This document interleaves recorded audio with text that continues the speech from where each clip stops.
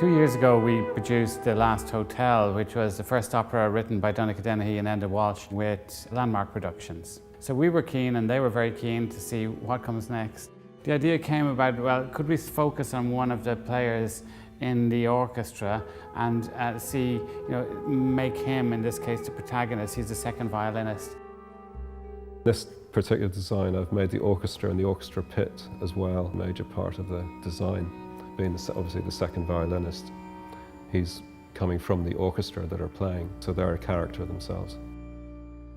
The stage itself has a number of levels, so the main acting areas is apartment, but above that there's a forest, and it's in the forest that the climax of the opera takes place. Because we have recorded video, we had to decide quite early on how these characters were going to look, so a little bit earlier than one would normally do in the process of rehearsal. The video content is all displayed on a very large LED video wall, so it's about 14 meters wide and 2.5 meters high, so fills your field of view for almost the full width of the stage.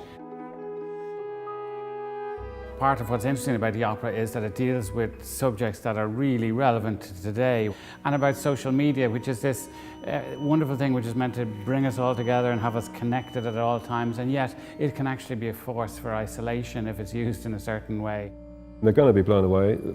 There's enough ambiguity there to make audiences work, but in a good way.